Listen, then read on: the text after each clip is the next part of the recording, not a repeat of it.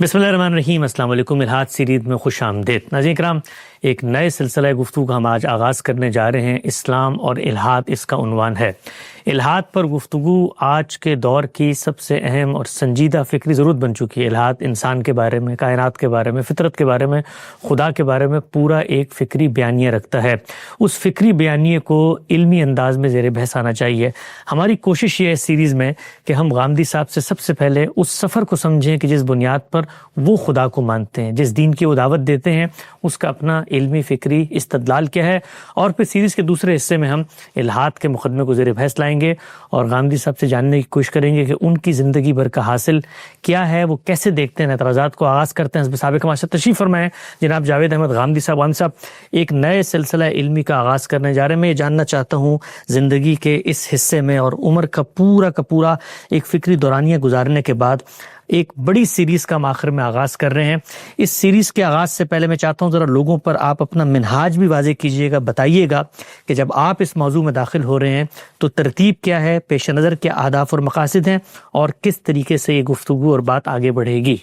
یہ بات کسی سے راز نہیں رہی کہ میں ایک طالب علم ہوں۔ میں نے اپنے آپ کو ہمیشہ اسی حیثیت سے دیکھا ہے، اسی حیثیت سے پیش کیا ہے۔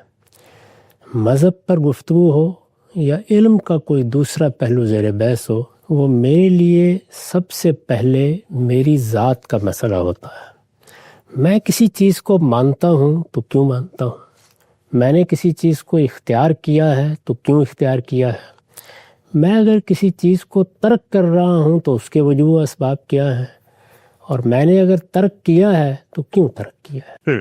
میرا طریقہ مذہب کے بیان میں بھی ہمیشہ یہی رہا ہے۔ چنانچہ مجادلہ، مناظرہ اور بعض تلخ نوعیت کے مکالمے، ان سے مجھے کبھی دلچسپی نہیں ہوئی۔ مجھے کسی سے کوئی بات منوانی بھی نہیں ہے۔ میں جب کسی موضوع پر گفتگو کرتا ہوں تو میرے پیش نظر ہمیشہ یہ ہوتا ہے کہ میں اپنے ذہنی سفر کی رویداد سامنے رکھ دوں۔ اس میں اگر کسی کے لیے استفادے کی کوئی چیز ہے تو اس کو اللہ کا شکر ادا کرنا چاہیے۔ اگر میری کوئی غلطی ہے تو وہ نقط و نظر کے نتیجے میں سامنے آ جائے گی۔ اس میں بھی میری دلچسپی اسی پہلو سے ہوتی ہے کہ میں اپنے پروردگار کی بارگاہ میں حاضر ہوں تو مجھے اطمینان ہو کہ میں نے کسی حق کو جانتے بوجھتے رد نہیں کیا، اور اگر قبول کیا ہے تو اس حق کا حق ادا کرنے کی صحیح کی ہے۔ میں یہ گفتگو بھی اسی چیز کو پیش نظر رکھ کر کروں گا۔ اسلام اور الحاد، ہمیں ان دونوں کا مقدمہ دیانتداری کے ساتھ پیش کرنا ہے۔ جب کوئی مقدمہ پیش کیا جاتا ہے تو اس میں دونوں چیزیں ملحوظ ہوتی ہیں۔ جو بات کسی کی نسبت سے کہی جائے وہ آخری درجے کی تحقیق کے بعد کہی جائے، اور اس کے استدلال کو پیش کیا جائے۔ جب ہم کسی چیز کا استدلال پیش کرتے ہیں تو اس سے کیا چیز پیش نظر ہوتی ہے؟ یہی کہ حق و باطل میں امتیاز ہو، یعنی ہم یہ جان سکیں کہ جو چیز زیر بحث ہے اس میں کیا حق ہے اور کیا باطل ہے۔ حق و باطل کا فیصلہ بربنائے استدلال ہوگا۔ چنانچہ سب سے پہلی ضرورت کیا ہے؟ بنائے استدلال متعین کر لی جائے۔ یعنی ہم جب گفتگو شروع کر رہے ہیں یا کسی موضوع کی تحلیل اور اس کا تجزیہ کرنے کے لیے اقدام کر رہے ہیں تو ہمارے سامعین کو بھی معلوم ہونا چاہیے کہ ہمارے ہاں بنائے استدلال کیا چیز بنے گی۔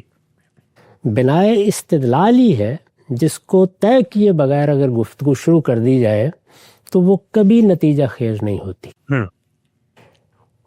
چنانچہ ایک نظر ڈال کے دیکھنا چاہیے کہ کیا چیزیں ہیں جسے انسان بالعموم بنائے استدلال بناتے ہیں۔ ہم نے دنیا کی تاریخ، بالخصوص علمی تاریخ میں یہ دیکھا ہے کہ انسان اپنی طبیعت اور اپنی افتاد طبع کے لحاظ سے ظنون و اوہام کو بھی بنائے استدلال بنا لیتے۔ چنانچہ دنیا میں آخر لوگوں نے دیومالا ایجاد کی، ان کی بنیاد پر تہذیب و تمدن کی تشکیل کی ہے، بہت سے فکر اور فلسفے پیش کیے ہیں۔ وہاں اگر اندر اتر کر دیکھیں تو بنائے استدلال کیا ہے؟ ظنون و اوہام.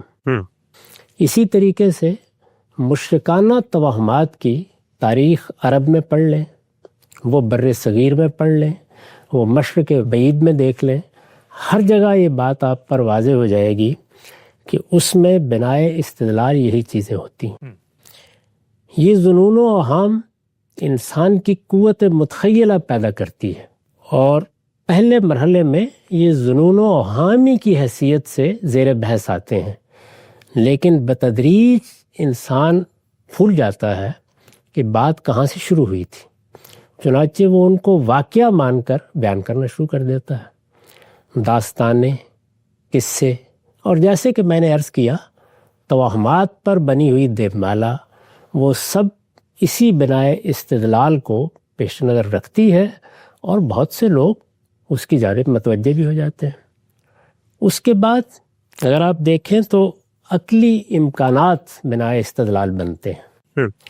اس کا سب سے زیادہ واضح نمونہ دور حاضر میں سامنے آیا ہے. اگر آپ غور کر کے دیکھیں تو حیاتیات میں نظریہ ارتقاء کیا ہے، یعنی عقلی امکانات میں سے ایک امکان. وہ امکان بہت کبھی ہو سکتا ہے، اس میں ظن غالب کی حد تک آپ کسی چیز کو صحیح قرار دے سکتے ہیں، لیکن وہ ہے عقلی امکانات ہی میں سے ایک چیز. بالکل ٹھیک. اسی طرح کا معاملہ اگر دیکھیے تو بگ بینگ کے نظریے کا ہے. یہی صورتحال بعض ان نظریات کی ہے جو اس پچھلے زمانے میں بہت زیر بحث ہے. مثال کے طور پر اس دنیا میں جو بعض مسائل موجود ہیں، خاص طور پر طبیعیات کے علم میں، اس کو ایک سے زیادہ دنیاؤں کے تصور سے حل کر لیا جائے، یا خصوصی نظریہ اضافیت کے ذیل میں یہ بحث کہ کیا ہم ایک بلاک یونیورس میں رہ رہے ہیں. یہ سب عقلی امکانات ہیں. چنانچہ ان کو بھی آپ دیکھیے تو یہ بنائے استدلال بنتے ہیں، ان کو لوگ پیش کرتے ہیں، ان کی بنیاد پر گفتگو ہوتی ہے. اسی طرح بہت سی گفتگویں ہم اپنے مخاطبین کے ساتھ مخاطبین کے مسلمات کی بنیاد پر کرتے ہیں. میں مثال کے طور پر کسی مسلمان سے گفتگو کروں گا تو اس میں یہ بات مسلمات کی حیثیت رکھتی ہے کہ اس شخص کے لیے قرآن و سنت ماخذ ہے. چنانچہ میں یہ کہوں گا کہ تم مسلمان ہو تو قرآن میں تو یہ لکھا ہوا ہے، سنت میں تو یہ بات طے کر دی گئی ہے، یا اس کے نیچے کسی روایت میں تو بات اس طریقے سے بیان ہوئی ہے. تو یہاں کیا ہے؟ یہاں اصل میں مخاطب کے مسلمات کو بنائے استدلال بنا لیا گیا ہے. ہم نے دنیا کی تاریخ میں دیکھا کہ انسانی عقل مجردات کو بھی بنائے استدلال بناتی ہے. آپ سقراط، فلاطون، ارسطو کے ہاں دیکھیے، اور آخر میں ہیگل کے ہاں جس طریقے سے اس نے منطق کی تدوین کی ہے. تو آپ یہ دیکھیں گے کہ مثلا اس طرح کے مجرد تصورات، ایک چیز کو اگر آپ جاننا چاہتے ہیں تو اس کو وجود کے لحاظ سے دیکھیں تو یا اس کا وجود واجب ہوگا، یا وہ ممتنع اور محال ہوگا، یا وہ ممکن ہوگا. غور کر کے دیکھیے تو یہ تینوں باتیں جب کہی جاتی ہیں تو اس میں ایک نوعیت کی تجرید کار فرما ہے. یعنی جو چیزیں ہمارے سامنے آتی ہیں، جن کا ہم مشاہدہ کرتے ہیں، ان سے اوپر اٹھ کر عقل یا عقل محض کس طرح سے چیزوں کو ایبسٹریکشن میں دیکھتی ہے، اس کو بنیاد بنا لیا گیا ہے. اسی طرح کا معاملہ عدم اور وجود کی بحث میں ہے. عدم محض بھی ایک چیز ہے، یعنی وہ محض ایک لفظی اعتبار نہیں ہے. اس پر ہیگل نے اپنی پوری منطق کی بنیاد رکھ دی ہے. تو یہ مجردات سے استدلال کا طریقہ ہے. یہ میں نے چند ان طریقوں کی طرف اشارہ کیا جو علم میں ہمیشہ اختیار کیے جاتے ہیں، اختیار کیے جائیں گے. انہی میں ایک طریقہ یہ ہے کہ علم و عقل کے مسلمات کو بنائے استدلال بنایا جائے. ٹھیک. علم و عقل کے مسلمات، اس میں 3 لفظ ہیں: علم، عقل اور مسلمات. مسلمات کا مطلب یہ ہے کہ یہ بات ایک حقیقت ہے، اس کو پوری انسانیت تسلیم کرتی ہے. یہ ایک واقعہ ہے، اس کا انسان عقل سلیم کے ہوتے ہوئے کبھی انکار نہیں کر سکتا. یہ چیز مجھے بھی ماننی ہے، یہ آپ کو بھی ماننی ہے. تو اس کے لیے ہم یہ تعبیر اختیار کرتے ہیں کہ یہ تو من جملہ مسلمات ہے، اس کا کون انکار کر سکتا ہے. علم و عقل کے مسلمات. اس سے پہلے جن چیزوں کے بارے میں نے گفتگو کی وہ کسی ایک جگہ مانی ہوئی ہو سکتی ہیں، جیسے ہم نے کہا مخاطبین کے مسلمات. یہ عالمگیر سطح پر علم و عقل کے مسلمات ہیں.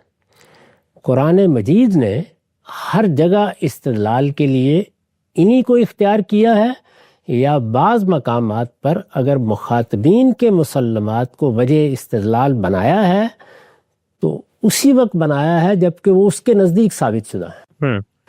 علم و عقل کے مسلمات. اس میں ظاہر ہے یہ سوال پیدا ہوتا ہے کہ مسلمات کا مفہوم تو متعین ہو گیا، ٹھیک، علم و عقل کیا ہے؟ ہم جب کہتے ہیں علم تو اس سے کیا مراد ہوتی ہے؟ جب ہم علم کہتے ہیں تو اس کے کیا ذرائع ہیں؟ ہم کس بنیاد پر ان کے حدود طے کرتے ہیں؟ میں نے اپنی کتاب میزان میں ایک مقدمے کا اضافہ کیا ہے. اچھا.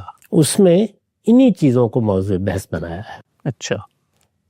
ہم جس چیز پر استدلال کرنے جا رہے ہیں اس میں اگر بنائے استدلال علم و عقل کے مسلمات ہیں تو سب سے پہلے یہی معلوم ہونا چاہیے کہ یہ دونوں چیزیں اپنے کیا حدود رکھتی ہیں.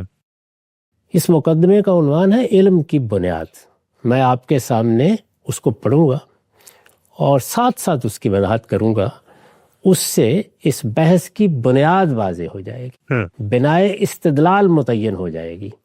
اس کی تنقیح کے بعد پھر ہم اصل بحث میں داخل ہو سکتے ہیں. علم کی بنیاد، یہ اس مقدمے کا عنوان ہے. میں نے عرض کیا کہ میں نے اپنی کتاب میزان میں اس کا اضافہ کیا ہے. میں نے لکھا ہے انسان کے لیے اس کے علم کا موضوع دو ہی چیزیں ہو سکتی ہیں. علم کے بارے میں تو ہم یہ جانتے ہیں کہ جب ہم کسی چیز کو مدلل طریقے سے پیش کر سکتے ہیں، اس کی تصدیق کر سکتے ہیں، اس کو جسٹیفائی کر سکتے ہیں، تو ہم اس کے لیے علم کا لفظ استعمال کرنے میں حق بجانب ہوتے ہیں. چنانچہ عام طور پر ایپسٹیمالوجی میں علم کی تعریف یہ کی جاتی ہے کہ یہ جسٹیفائڈ ٹرو بلیف ہے. اچھا. یعنی میرا ایک عقیدہ ہے، میں ایک چیز کو مانتا ہوں. عقیدہ ہم پر مبنی بھی ہو سکتا ہے، وہ صحیح ہے اور میں اس کی صحت کے لیے استدلال پیش کر سکتا ہوں، میں اس کی تصدیق کر سکتا ہوں، میں اس کو جسٹیفائی کر سکتا ہوں. اس علم کا موضوع، انسان کے لیے اس کے علم کا موضوع دو ہی چیزیں ہو سکتی ہیں، ایک نفس اور دوسرے مادہ. اچھا. ہم اپنے وجود پر ایک نظر ڈال کے دیکھیں تو اب اس میں کوئی شبہ نہیں ہے کہ اس کا قالب ایک مادی قالب ہے. ہم اس کو جانتے ہیں. اسی طرح ہمارے گرد و پیش کی دنیا، اس میں یہ کائنات ہے، اس کے عظیم اجرام ہیں، زمان و مکان کے بارے میں ہمارے کچھ تصورات ہیں. اس سے آفاق وجود میں آتا ہے. اس آفاق کے لیے اگر کوئی چیز تکوین کی بنیاد ہے تو اس کو مادہ ہی کہا جا سکتا ہے. یہ ایک تعبیر ہے جو ہم نے اختیار کر لی، مادہ اور نفس. اس قالب کے اندر ایک وجود ہے جس کو میں اس وقت محسوس کر رہا ہوں. آپ بھی اپنے باطن میں نگاہ ڈال کے دیکھیں تو فوراً محسوس کریں گے. ایک شخصیت ہے جو بول رہی ہے. اس شخصیت کا ادراک ہو رہا ہے، یعنی میں اپنے باطن میں اس کے محسوسات تک رسائی حاصل کر رہا ہوں. اس کے غم کو دیکھتا ہوں، اس کے درد کو محسوس کرتا ہوں، اس کی تکلیف کو جانتا ہوں. تو میرے اندر ایک شخصیت موجود ہے. اس کو میں نے یہاں لفظ نفس سے تعبیر کیا ہے. انسان کے لیے اس کے علم کا موضوع دو ہی چیزیں ہو سکتی ہیں، ایک نفس اور دوسرے مادہ. پھر ان کے مظاہر پر غور کیجیے. یعنی مادہ بعض صورتوں میں ظہور پذیر ہوتا ہے.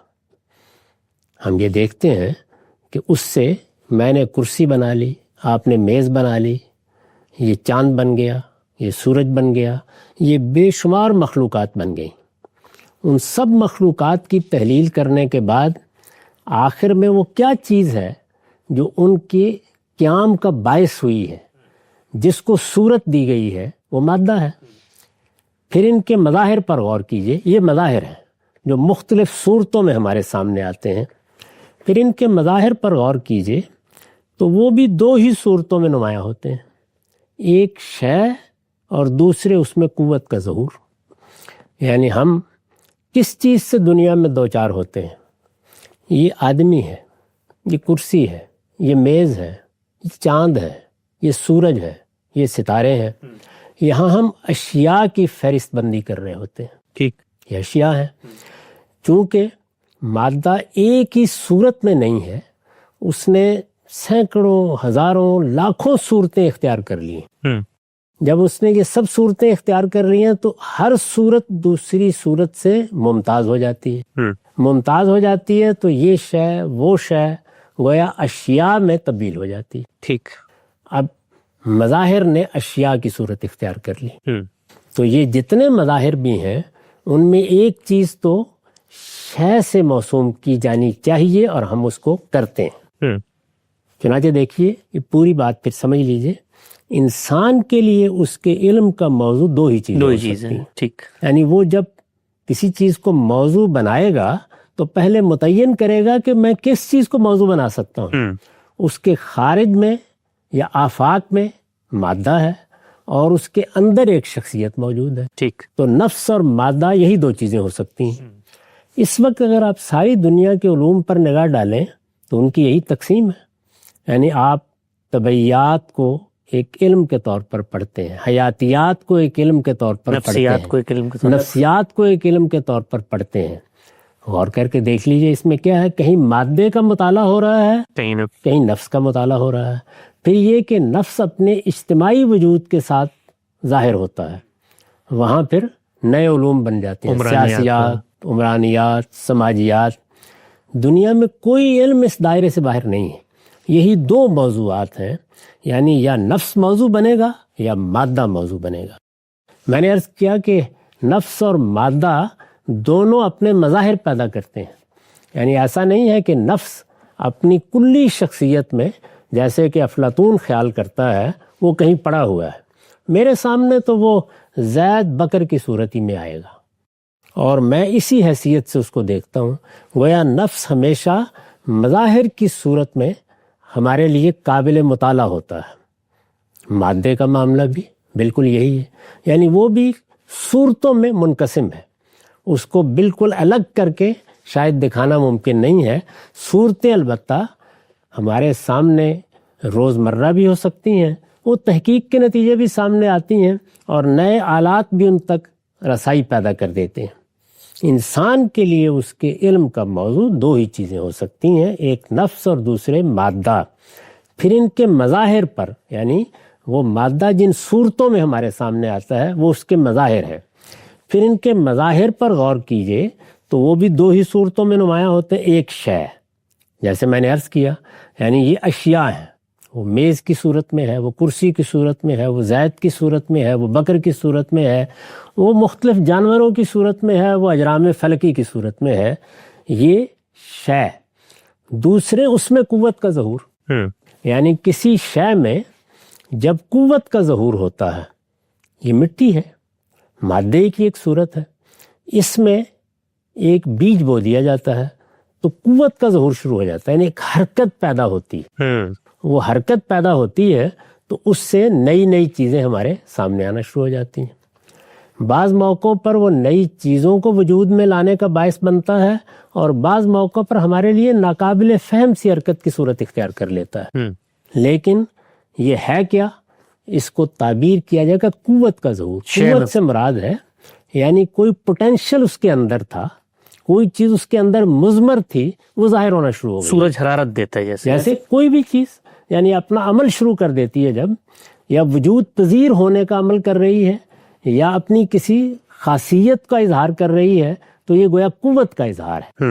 پھر ان کے مظاہر پر غور کیجئے تو وہ بھی دو ہی صورتوں میں نمایاں ہوتے ہیں، ایک شے اور دوسرے اس میں قوت کا ظہور۔ اسم اور فعل کے الفاظ دنیا کی تمام زبانوں میں اسی حقیقت کو بیان کرتے اور اسی بنا پر ان کے قواعد کی بنیاد قرار پاتے ہیں۔ یعنی ہم جب زبانوں کا مطالعہ کرتے ہیں، زبانیں کیا ہیں؟ وہ اصل میں ہمارے علم کا اظہار ہے، جو مشاہدے میں آتا ہے اسی کو ظاہر ہے کہ اس کو بیان کرنے کی ضرورت پڑ گئی ہے۔ تو یہ میں نے وحدت دکھائی ہے کہ چیزیں بھی دو ہی ہیں، نفس اور مادہ۔ ان کے مظاہر کو دیکھیں تو وہ بھی دو ہی صورتوں میں ہے، شے اور اس میں قوت کا ظہور۔ اب جب ہم ان کا علم حاصل کریں گے تو ظاہر ہے کہ الفاظ میں اس کا ابلاغ کریں گے۔ تو دنیا کی ساری زبانیں اسی کا ابلاغ کرتی ہیں۔ جب وہ اس کا ابلاغ کرتی ہیں تو خود زبانوں کو دیکھیے تو ان کی ترکیب یا ان کی تالیف میں دو بنیادی عناصر ہیں، اسم اور فعل۔ اگر کبھی آپ عربی زبان کے قواعد کی کوئی کلاسیکی کتاب اٹھا لیں، مثال کے طور پر زمخشری کی مفصل، اس کے 3 حصے، اسم، فعل اور حرف۔ آخر میں ایک باب ہے جس میں ان کے مشترکات کا مطالعہ کیا گیا ہے، اصلاً یہی ہے۔ حرف کے بارے میں واضح ہے کہ وہ صرف تعلق پیدا کرنے کا ذریعہ بنتا ہے، ذات میں کچھ نہیں ہے۔ تو بنیادی طور پر کیا ہوا؟ اسم اور فعل۔ دنیا کی ساری زبانوں میں یہی صورتحال ہے، یہ اسی حقیقت کو بیان کرتی ہے، یعنی اس حقیقت کا ظہور ہے جو زبان کی صورت میں ہو رہا ہے۔ گویا اسم شے کا ظہور ہو گیا اور فعل اس میں قوت کا ظہور ہو گیا۔ اچھا، اسم اور فعل کے الفاظ دنیا کی تمام زبانوں میں اسی حقیقت کو بیان کرتے، یعنی جب ہم شے کو شے کے پہلو سے تعبیر کرنا چاہتے ہیں تو اسم سے تعبیر کرتے ہیں، اور جب اس میں قوت کے ظہور کو بیان کرنا چاہتے ہیں تو فعل کا لفظ، یعنی وہ حرکت ماضی میں ہوئی ہے، حال میں ہوئی ہے تو فعل بھی ہوئی، یعنی حرکت کی جو صورت بھی ہوگی اس کو ہم بہرحال تعبیر کریں گے نا، تو اس کے لیے جو الفاظ بھی ہوں گے ان کو دنیا کی ہر زبان میں فعل یا اس کے ہم معنی کسی لفظ سے بیان کیا جائے گا۔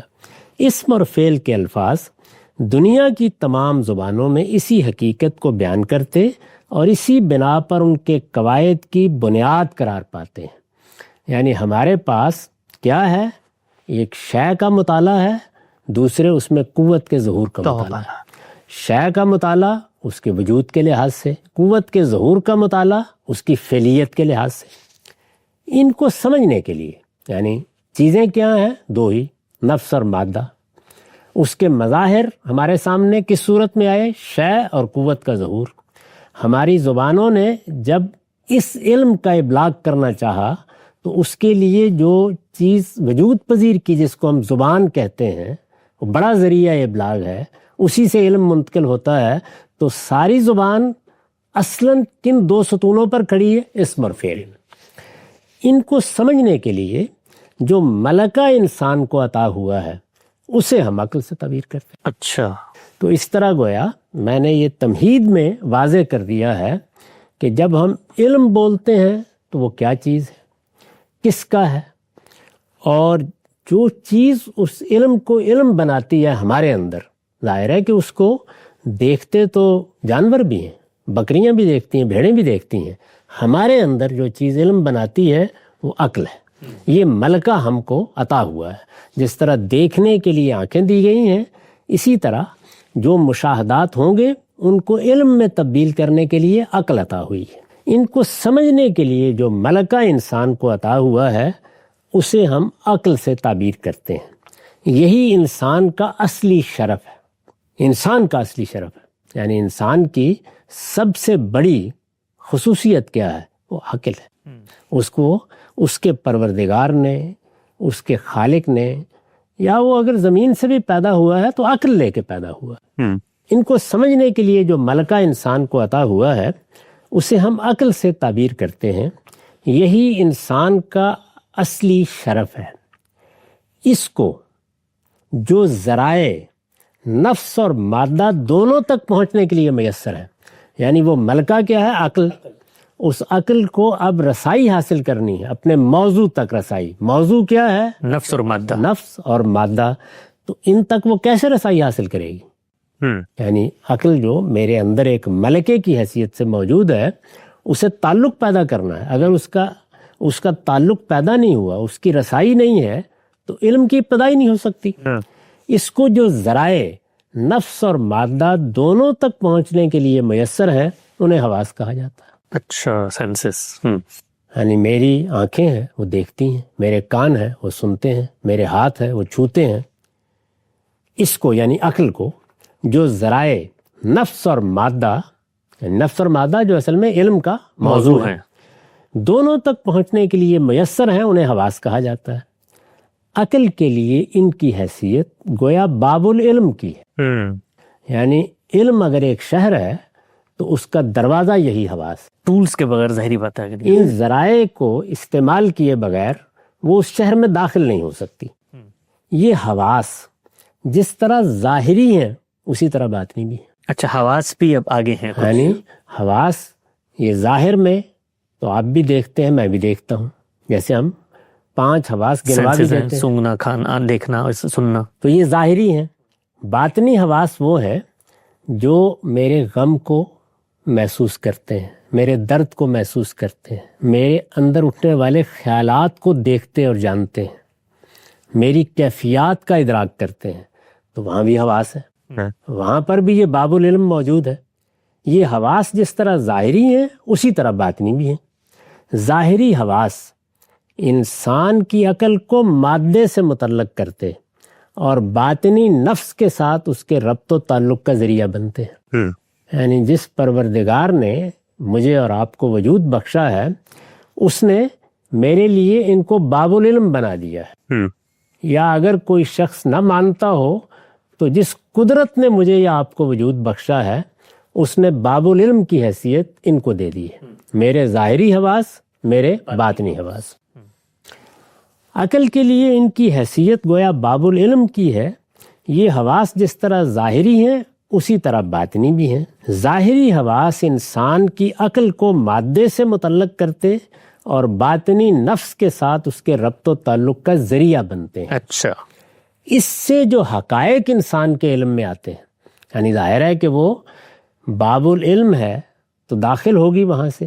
عقل جب وہاں سے داخل ہو کر اس شہر میں داخل ہوتی ہے، یعنی وہ شہر جس میں 2 ہی چیزیں ہیں، نفس اور مادہ، جب وہ وہاں جاتی ہے تو اس سے جو حقائق انسان کے علم میں آتے ہیں ان کے لیے کسی استدلال کی ضرورت نہیں ہوتی۔ اچھا، گویا آفتاب آمد دلیل آفتاب، اسی بنا پر انہیں وجودی حقائق سے تعبیر کیا جاتا ہے۔ یعنی میں یہ میز ہے اس کا ادراک کرتا ہوں، اس کے لیے مجھے کسی استدلال کی ضرورت نہیں ہے، ٹھیک، یہ میرے لیے ایک وجودی حقیقت ہے۔ یعنی میری عقل براہ راست تعلق پیدا کرتی ہے۔ جتنی چیزیں بھی مادی مظاہر کی صورت میں ہیں یا میرے باطنی مظاہر کی صورت میں ہیں، ان کے ساتھ جب میرے یہ حواس خواہ وہ ظاہری ہیں یا باطنی ہیں متعلق ہوتے ہیں تو کچھ حقائق میرے علم میں آتے ہیں۔ وہ سارے حقائق کسی استدلال کے محتاج نہیں ہیں۔ اس سے جو حقائق انسان کے علم میں آتے ہیں ان کے لیے کسی استدلال کی ضرورت نہیں ہوتی۔ گویا آفتاب آمد دلیل آفتاب، اسی بنا پر انہیں وجودی حقائق سے تعبیر کیا جاتا ہے۔ انسان کے علم کی ابتدا انہی حقائق کے ادراک سے ہوتی ہے۔ یعنی علم جب بھی شروع ہوگا وہ اس جگہ سے شروع ہوگا۔ یہ گویا من جملہ مسلمات ہے۔ یہ میرے اور آپ کے درمیان، یہ مشرق بعید کے ایک شخص اور امریکہ میں رہنے والے ایک انسان کے مابین ایک مشترک حقیقت ہے۔ مجھے اس میز کو دکھانا ہے، یہ مان لیا جائے گا کہ یہ ایک شے ہے، اس شے کے لیے یہ فلاں اور فلاں نام ہونا چاہیے۔ وہ نام دنیا کی ہر زبان میں مختلف ہوگا لیکن وہ شے کا نام ہوگا، اور میرے مخاطب کے مابین اس کے لیے کسی استدلال کی ضرورت نہیں پڑتی۔ وہ اس کو دیکھے گا، جان لے گا، میں اس کو دیکھوں گا، میں جان لوں گا۔ تو اس کو میں نے اس طرح ادا کیا ہے کہ آفتاب آمد دلیل آفتاب، ٹھیک، یہ وجودی حقائق کا بیان ہے۔ یہاں سے علم شروع ہوتا ہے۔ ان وجودی حقائق کو انسانیت قبول کرتی ہے، انسان بحیثیت انسان مانتا ہے۔ یہ علم و عقل کے مسلمات میں سے ہیں۔ ان کو بنائے استدلال بنائے بغیر کسی علم کی ابتدا نہیں ہو سکتی۔ اگر کوئی ان کا انکار کرتا ہے اور بعض موقعوں پر لوگوں نے کیا ہے تو وہ سری مکابرت ہوتی ہے. وہ شخص جس وقت انکار کرتا ہے اس کا عمل خود اس کی تکذیب کر دیتا ہے. تو جب میں نے یہ کہا تھا کہ ہمارے ہاں بنائے استدلال یہ ہوگی کہ علم و عقل کے مسلمات بنائے استدلال ہیں، تو اس میں یہ پہلی چیز ہے جس کی وضاحت کی گئی ہے، وجودی حقائق کو حقائق کی حیثیت سے ماننا، یہ گویا علم کی ابتدا ہے. نقطہ بالکل واضح ہوا. غم صاحب، الہاد پر گفتگو کا سلسلہ جاری ہے. بحث کا آغاز یہاں سے ہو چکا ہے کہ انسان کے علم کے ذرائع کیا ہیں جن سے وہ حقائق کو پاتا ہے. غامدی صاحب کا مقدمہ ابھی جاری ہے. اب تک کے مقدمے پر جو سوالات توضیحی نوعیت کے پیدا ہوتے ہیں ہم سب کی خدمت میں رکھیں گے اور ان کی پوری بات کو سمجھنے کی کوشش کریں گے. وقت یہاں پہ ختم ہوتا ہے. دوبارہ حاضر خدمت ہوں گے. اب تک آپ کا بہت شکریہ.